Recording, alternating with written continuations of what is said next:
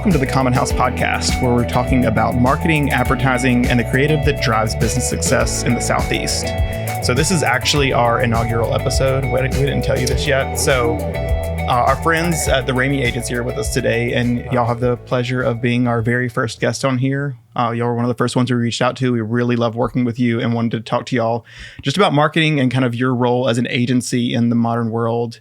So I'd love to start off with just tell me who you are and then tell me a little bit about the Ramey agency. Hey, I'm Eric Evans. I'm the president of Ramey.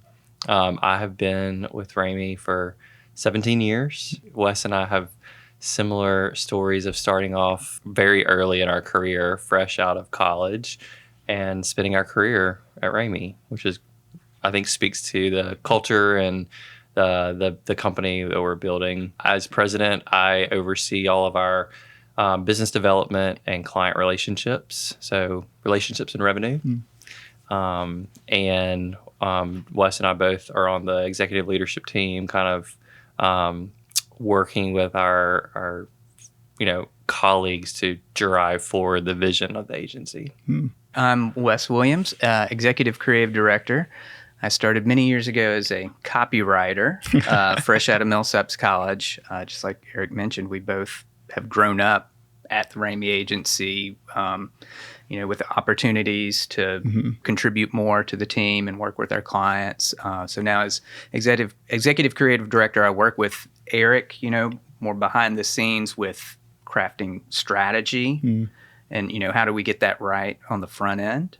And then I'll work with our designers or coders or, all our creative personnel and, bring that messaging to life however it needs to happen. Awesome. Working with you guys a lot. Yeah, exactly. So we've been working with y'all for about probably like 3 years now. And it's just been a really fun relationship. We've really enjoyed it. It's getting to the point now where, at least like I feel like we communicate almost once a week now. I'm just like, whether it's an ongoing project or a future project coming up, it's always fun to get an email from y'all about new projects. And we're actually filming one tomorrow morning. That's true. I'll be out there with Wes filming a lineman school. So Baden, Mississippi, look out. Tell me a little bit about Ramey, what kind of work you do, and then also what kind of clients and brands you serve. So actually this year we're celebrating 40 years of being in business. Oh, wow. I didn't realize which is really cool. I think it's technically later this year, but, it's a year-long celebration for us. Tommy Ramey founded the agency and passed at the really young age of 42. And when he did, a kind of a new regime of leadership took over, and part of that was Chris Ray. But part of Tommy's legacy was to always punch outside of our weight class and be an agency rooted and founded in Mississippi, but work with regional, local, but also national and global brands. Yeah. So we're really proud of that, and that still stands the test of time today. We and we'll talk a little bit more about this. We have found over our years of being in business that those generalist agencies are dropping like flies. And I think for us, it was really important many years ago to hone in and niche in and figure out who do we want to be and what kind of clients do we want to serve. And through that sort of strategic planning process in our work, we figured out that we do our best work when we're working with how we define a premium brand. And premium means a lot of things to a lot of different people. And part of that is us kind of creating our own version of what that means. And really, after years and years of being in the business and studying different types of brands, there seemed to be 4 commonalities that we kind of created a device for that make up a premium brand. So those are stature. So obviously, a brand that has credibility, but also financial stature, profitability, things like that. On the flip side of that, mission. Many premium brands, when you think of mission, you often think of like the Toms, like buy a pair, give a pair. But when we think of mission, we also think of that in terms of being really crystal clear on a unique audience or community that you're serving or that you are marketing to. So an example of that, we worked and have for a decade now with a company called Heston based in Southern California. And it was a group of folks who started a fresh new business after coming off of Viking Range. And instead of going into the residential appliances first, they wanted to start in the commercial space, start with chefs. And for the first year, they did a ton of R&D and literally talked, met, went into, back of house kitchens to understand not only what equipment was needed, but how chefs were cooking day in and day out. And that's where the brand started. And it was rooted in this very specific niche chef-focused community. That's just a great example of, building a brand that is really focused on one or a few very specific communities. So then the other two parts that we believe make up a premium brand are quality. You think of quality, you always think of luxury. You think of, LVMH and things that they're, handbags. You think of ultra luxury experiences. Often quality also means this above and beyond mentality that a brand takes to meet a service or a need. And really, because your audience so well, you can do that. Sometimes that's even thinking 2 steps ahead of where they're at. And then the last but not least is innovation. A premium brand is, they know that, they are disruptors. They are creators and engineers and always tinkering and figuring out what's next, and sort of in the quality sphere, getting 2 steps ahead of their customer. And that all kind of adds up together to what we refer to as building a leader brand. Right? When you have something happening in one or maybe all of those quadrants, it allows us working with the brand to dial in on what really makes them special. What are they offering in a genuine way to their market? So, we do a lot of work in the high-end home space. So sometimes it literally is luxury. We do a lot of work in the workforce development space. We're going to go do that tomorrow. And it's, those groups are offering, real new paths to opportunity for their demographic, for, young people coming up in Mississippi. So there's a great value there. And so we're able to kind of elevate their messaging above the fray with something that is more meaningful and connects to the audience in a real way. I think that's really cool. It's really cool to dive in onto like what is your ideal client and kind of what you're chasing after, because I think oftentimes, especially in agencies as they're starting up, oftentimes they'll just take, whoever is going to really be willing to pay us money, especially like on the video side of things. Especially when I was a freelancer, it was like, if you're paying me money, I'll make a video. But oftentimes that can kind of hurt your brand overall because there's no clear message there to who you serve. So I think it's really cool to get that behind of why you do what you do and then who you want to serve. And that ideal client is just so fascinating to me because I've seen that now that you give me the behind the scenes. Like we've seen that in the brands you've worked with on the video side of things, but it's really cool to hear the why behind that. Also behind the scenes, finding that right fit is important too. We've seen that, or maybe we've had experiences working with a company or a brand that wasn't maybe really after what we were aspiring to do for them, for right or wrong, and so the relationship never really clicked.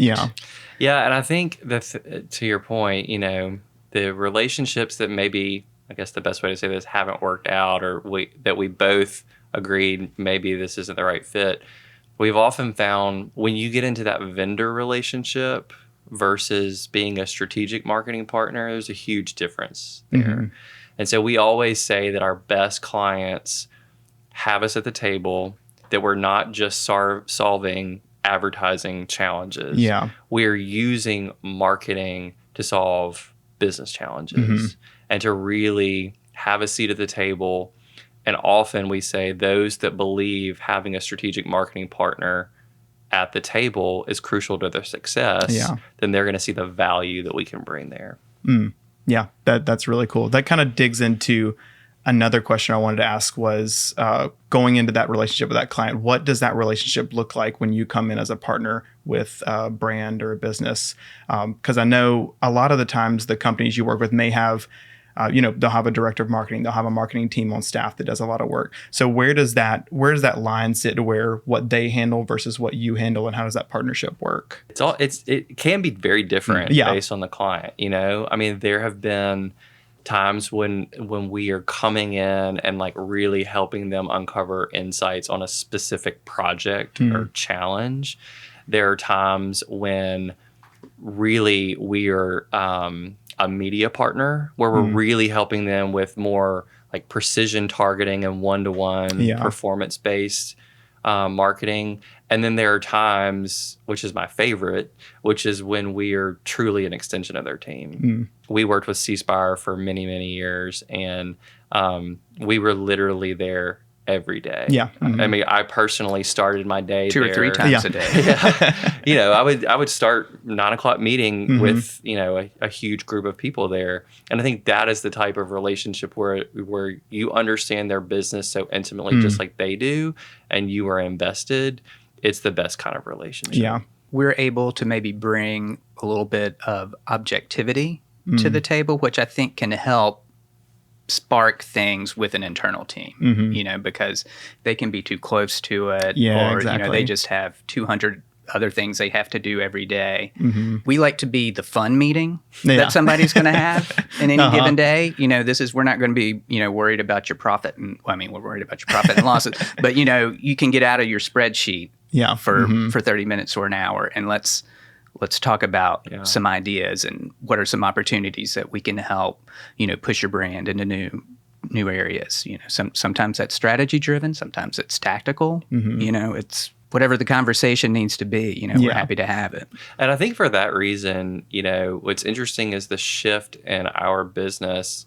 I would say probably for sure over the last 5 years, but maybe even going beyond that.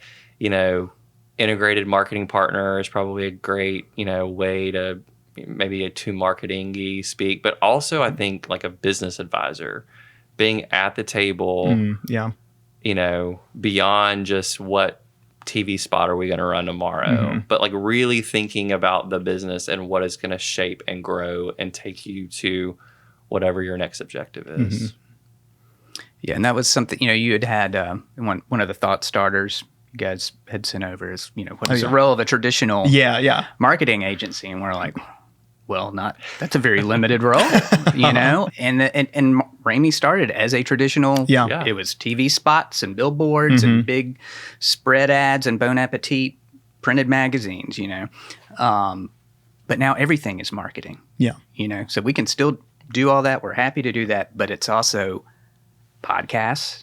How do we get our brands in the conversations where they're happening? Is that in social media? Is that events?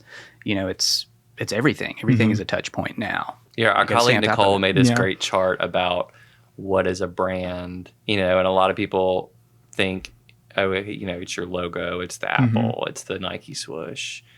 Of course, that's a lot of times the starting point. Yeah. But you think about this sort of journey of a brand, and it's what people believe about you. It's what your internal team believes in the company. It becomes this larger thing that has to manifest differently and grow. And it's sure about sales, but at the end of the day, it's also about what you stand for.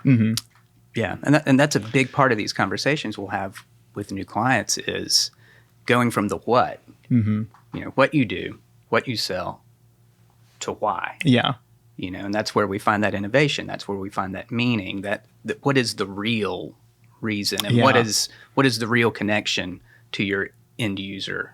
And that's what separates a commodity to a premium brand. Yeah, exactly. That can demand a higher profit.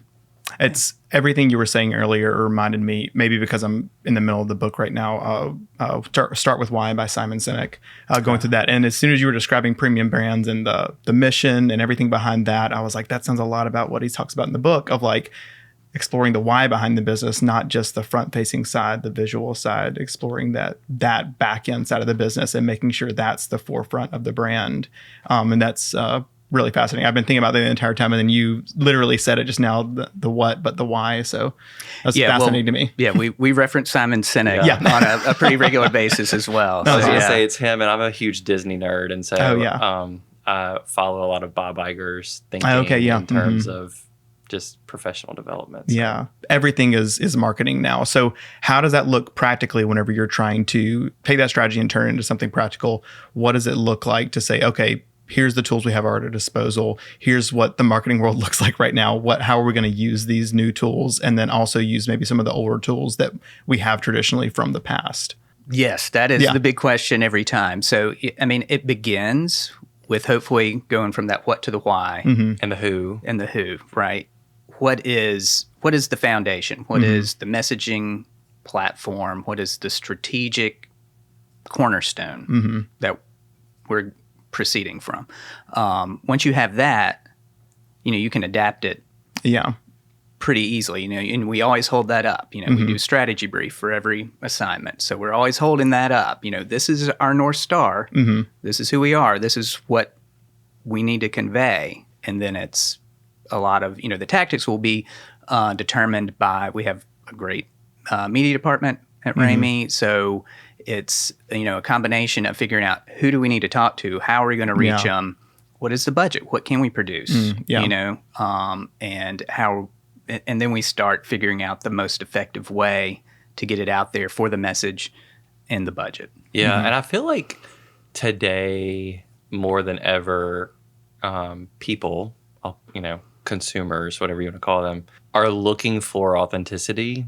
And so I think the reason why I said who too is because you've got to know what your product or service, who it's for, and then having a really deep insight into that person. What are they thinking right now? What are they feeling right now?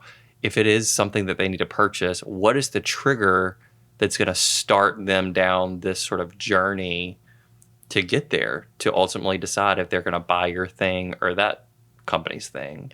But I think the thing that's so cool in today's marketing landscape is accessibility and how a brand can literally turn on a dime based on a viral moment. We were talking about, I just think I see what TikTok has done as far as content, bringing brands like Chili's back to life, literally. I mean, the Triple Dipper saved that company. And I can't scroll through my For You page without seeing someone taking down some Nashville hot mozzarella sticks on their Triple Dipper. Eric Evans likes a food challenge. But I just think that it's so interesting to see how fast-paced and nimble and responsive that a company in that type of landscape has to be, because that trend could be gone tomorrow. So I saw a stat, something like 80% year-over-year sales in Q1 because of the Triple Dipper. That's insane. That's the kind of thing, and I think they just kept feeding that, right? And their whole business model changed because of it. So I do think there is an adaptability in today's landscape that is much faster than it used to be. I also think, we were talking about TV spots, right? We used to, we would create these $1 million campaigns and, get them out the door, and they would run for a year, And after taking 3 months to produce. Right. And now it's just so fast and nimble. And I think as a result, you're getting more authentic content that feels organic, that someone wants to see. And I think that's the really cool thing about what's happening right now with marketing. You have to know who you are as a brand, right? To be able to speak that confidently and that quickly, you have to know what you stand for to be ready for those moments. That's really fascinating. We were having a conversation this morning during a consultation call, and the director of marketing was talking about how much success they have with literally just going around with their cell phone and using it was a medical business, but going around just like filming, hey, here's a doctor, reading this note that a patient gave him or something like that, or here's this. And it's all just basic, like anything that anyone could do, but stuff like that gives off authenticity. And so it's fascinating how like that would work for a certain brand, because I think they specifically mentioned like that was something they were chasing, was that authentic relationship with their clients and separating themselves, because a lot of their other clients would take themselves too seriously maybe. And so they were willing to do quick cell phone videos and put stuff out and be silly sometimes, and how that fits in with them, but it wouldn't fit in with some of these other brands in the medical world, especially because we don't think of that as like being fun and silly. So I think that is really fascinating to see companies really dig into that now, and especially trying to find that why behind the brand and how that fits in with certain ones. Yeah. You have to have the confidence to say the right thing at the right time. Yep. So where they're putting these cell phone videos, it's connecting to these people. Yeah. Mm-hmm. Whatever the context is they found, it feels authentic in that moment. Exactly. All right. So we're going to end this with a couple hot takes. The question that I wanted to ask y'all was best and worst ROI currently, as far as when you're seeking out marketing opportunities for companies. What have you seen that's performing the best right now, and what do you think is just not worth it at all right now? What is probably the worst ROI, and we're going to sound like we're harping on the same thing over and over, is going with some what we would call performance marketing or just real tactical lead-driven marketing, but it's not informed by a brand. Okay, yeah. So it's just noise, right? It's just something annoying out there. It's a coupon or whatever just hitting somebody. Yep. Because you're going to generate short-term sales, but that's only going to last for who knows till it's dried up. Yeah. Just a game of like diminishing returns where you're just chasing the price game, basically. That's right. You're just casting, casting, hoping to hit something. There was a study I read recently, Ally Bank, who is very much in the digital realm, right? Online bank. And they did a study, and it found that actually investing in brand messaging, getting that right, boosted the performance messaging. So if you've laid that foundation, this is who Ally is, and I know I can trust this bank, and they are credible, and I believe in their mission. When that person sees, hey, 5% APY, blah, blah, blah, CD rate or whatever, I don't know if they have CDs, but whatever the offer, it's buoyed by that brand. Yeah. So you are more prone to go for it. Or we've done a lot of work in the cookware space, right? So that's a retail product. There will be sales and promotions. 20% off a piece of cookware, okay, that anybody can say happens all the time. Yeah. But why do I need to jump on this? Why does it matter to me? Oh, finally I can get this at a discount. I've been wanting this piece of cookware. You got to drive that desire to give somebody a reason to go for it. Yeah. I think we've lived in this world for a long time. It was very much brand building. The last decade has been very e-commerce driven, instant gratification results, lots of transparency that's happening there. Everybody's checking their Shopify daily, hourly. And so there was an either or proposition there. And I think what we believe is it's a both and, because you've got to build a brand that people want, hopefully becoming more of like a beloved brand, but ultimately that pays off with each other, like, with Wes's case study he was talking about. And that is where we find like the magic, building a brand and generating results through performance. And it's a both and proposition. And it's really cool. Even today, there are more and more brand-based attribution models and tools coming out, which is great. Because for so long, it was just kind of like, we're putting this out there and we're seeing some good things, but it wasn't the, making the cash register ring transactional performance marketing that you can literally see $1 spent, $1 gained. So it's really cool today to be able to see that attribution, how that's paying off, and the benefit of a both and proposition for brand and performance marketing together. That's awesome. Especially when you were talking about that Ally Bank case study. A lot of it seems like it just comes down to you're laying that foundation of trust through that message of why. So you're getting to the why the brand does what they do. You're laying a foundation of trust, and then when the product comes along, the client sees it, they already have a feeling of trust towards that brand, and they're more likely to go with them. Is that kind of the similar? Yeah. And the thing is, as humans in the world, people used to talk about, or still do talk about, the marketing funnel, right? You start, you do the brand, and then you're moving them down here. That's not how people work. Yeah. Especially now that everybody's on every platform all the time. So you are in a situation where you're maybe receptive to a big brand missional statement, but you also probably need a new piece of cookware. These go, they're interchangeable. So, we think of it less of a funnel now. And more of like an infinity loop. It's like, this helix of you got to be relevant to people at all times. All right. Well, I think that's all we got for today. I'd like to end it off by just tell us where we can find Ramey and where we can, where people can get in touch with y'all. Ramey.com, RAMEY.com. All of relevant social media channels. And, feel free to contact us directly if needed. Awesome. Well, thanks so much. Find us in the greater Jackson metro area or New Orleans. That's right. Yeah. Well, thanks so much for being on today, Wes and Eric. I really appreciate y'all. And I'll see you tomorrow, Wes. See you First thing in the morning. Thanks.